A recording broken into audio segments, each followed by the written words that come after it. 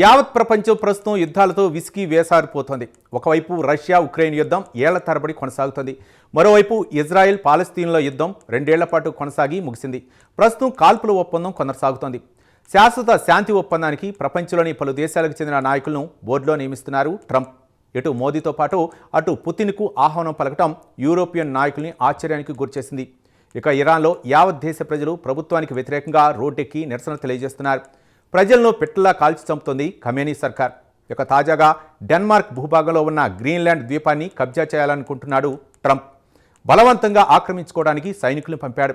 ఇక త్వరలో గ్రీన్లాండ్లో యుద్ధం చేయబోతున్నామా అన్న అనుమానాలు కలగకమానవు. ప్రస్తుతం గ్రీన్లాండ్లో జరుగుతున్న పరిణామాలపై మరింత సమాచారం తెలుసుకుందాం.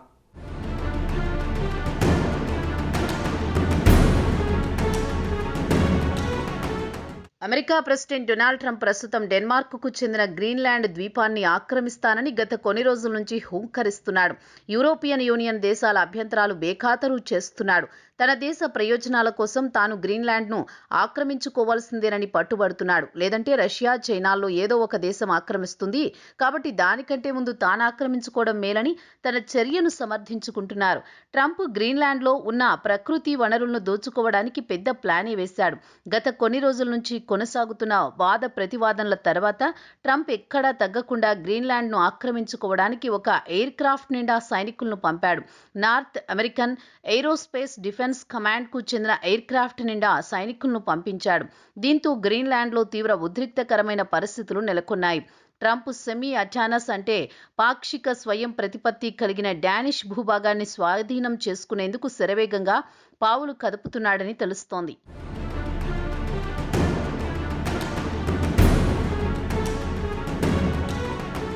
ఇదిలా ఉండగా North American aerospace defence command ఎక్స్లో ఒక పోస్టు పెడుతూ త్వరలోనే పిటుపిక్ స్పేస్ బేస్కు చేరుకుంటుందని తెలిసింది. దీర్ఘకాలిక ప్రణాళికలో భాగంగానే అక్కడికి చేరుకున్నామని పేర్కొంది. డెన్మార్క్తో పాటు గ్రీన్లాండ్తో కలిసి పనిచేస్తామని తెలిపింది. అమెరికాతో పాటు కెనడాలోని స్థావరాల నుంచి విమానాలు కూడా ఇక్కడికి వచ్చి అమెరికాతో పాటు కెనడా, డెన్మార్క్ ప్రయోజనాలను కాపాడుతామని ఎక్స్లో పోస్టు పెట్టింది. అయితే ఇక్కడికి రావడానికి ముందు డెన్మార్క్ కింగ్డమ్ అనుమతి తీసుకోవడం జరిగిందని, దౌత్యపరమైన క్లియరెన్స్ తర్వాత ఇక్కడికి వచ్చామని, తాము చేపట్టబోయే కార్యక్రమాల గురించి గ్రీన్లాండ్ ప్రభుత్వానికి ముందే సమాచారం అందించామని ఎక్స్లో వివరించింది north American aerospace defence command.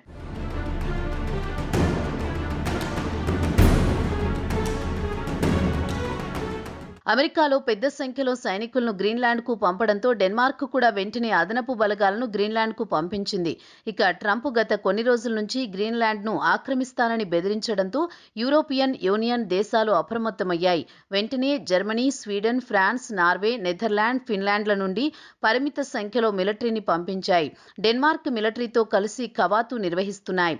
ఇక ఫైనాన్షియల్ టైమ్స్ రిపోర్టు ప్రకారం చూస్తే ట్రంప్ ఎంతకు మొండిపట్టు విడవకపోవడంతో డెన్మార్క్ పెద్ద సంఖ్యలో విమానాల్లో సైనికులతో పాటు మందుగుండు సామాగ్రి, ఆయుధాలు పంపించింది. సోమవారం గ్రీన్లాండ్లో డెన్మార్క్ సైనికులు దిగారు.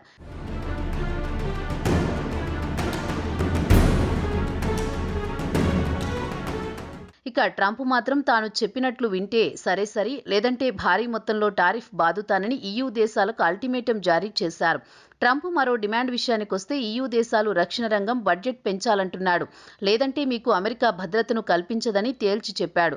అయితే పాశ్చాత్య దేశాలకు అమెరికా గత కొన్ని సంవత్సరాల నుంచి రక్షణ కవచంగా ఉంటోంది. రష్యా ఉక్రెయిన్ యుద్ధం తర్వాత EU దేశాలు అమెరికాకు చాలా దగ్గరయ్యాయి. ట్రంప్ మాత్రం గ్రీన్లాండ్ను కొనుగోలు చేస్తానని, అడ్డు రావద్దని బెదిరిస్తున్నాడు. ఇదిలా ఉండగా EU నాయకులు గురువారం నాడు అత్యవసరంగా సమావేశమై ట్రంప్ తాజా టారిఫ్లపై చర్చించాలనుకుంటున్నాయి. ఇక ట్రంప్కు కౌంటర్గా EU దేశాల్లో ఉన్న అమెరికా టెక్ కంపెనీలపై ఆంక్షలు విధించాలనే ఆలోచనలో కూడా ఉన్నట్లు సమాచారం. అదీ కాకుండా డానిష్ వార్తాపత్రిక నిర్వహించిన ఒపీనియన్ పోల్లో 85% గ్రీన్లాండ్ పౌరులు తాము అమెరికాలో విలీనం కావడానికి అయిష్టత వ్యక్తం చేశారు. కేవలం 6% మంది మాత్రమే అమెరికాలో చేరడానికి సంతృప్తి వ్యక్తం చేశారు.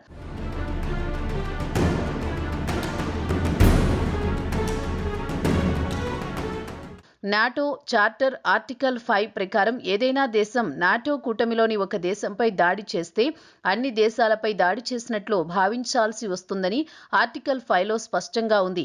ఇదిలా ఉండగా నాటో సెక్రటరీ జనరల్ మార్క్ రుటే సోమవారం డానిష్ రక్షణ మంత్రిని, గ్రీన్లాండ్ విదేశీ వ్యవహారాల మంత్రితో భేటీ అయ్యారు. ఆర్కిటిక్ భద్రతను మరింత కట్టుదిట్టం చేయడానికి చేయాల్సిన ప్రతిపాదనలపై చర్చించారు. అలాగే నాటో దళాలను కూడా డానిష్ భూభాగంలోకి రప్పించేందుకు ఏర్పాట్లు చేయాలనే ఆలోచనలో ఉన్నారు. ఇక రుట్టే కూడా ఆర్కిటిక్కు భద్రతకు కలిసికట్టుగా చేయాల్సిన అంశాలపై చర్చించామని, అలాగే డెన్మార్క్ రక్షణ రంగంపై మరింత పెట్టుబడులు పెట్టాల్సిన అవసరంపై కూడా చర్చించామన్నారు. అత్యంత కీలకమైన అంశంపై కూటమిలో భాగస్వామ్య దేశాలతో కలిసి చర్చిస్తామని రుట్టే అన్నారు. గ్రీన్లాండ్పై నాటో దేశాలు కలిసికట్టుగా మద్దతు ప్రకటించినందుకు డెన్మార్క్ రక్షణ మంత్రితో పాటు గ్రీన్లాండ్ విదేశాంగ మంత్రి రుట్టేకు ధన్యవాదాలు తెలిపారు.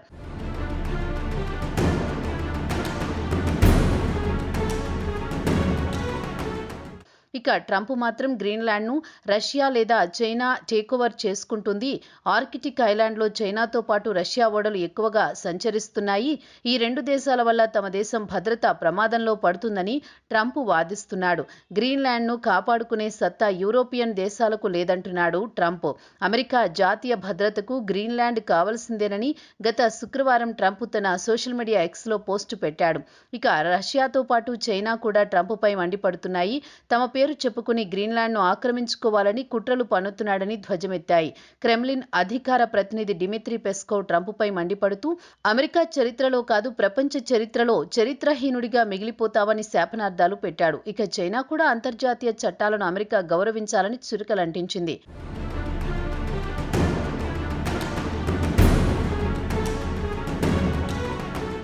ట్రంప్ మాత్రం గ్రీన్లాండ్ను కొనుగోలు చేస్తానని బెదిరిస్తున్నాడు. అయితే ట్రంప్ ఏ విధంగా గ్రీన్లాండ్ పౌరులకు చెల్లిస్తాడో అంతుపట్టకుండా ఉంది. గ్రీన్లాండ్ ప్రజలు మాత్రం తరచూ Greenland is not for sale అంటూ తీవ్రంగా వ్యతిరేకిస్తున్నారు.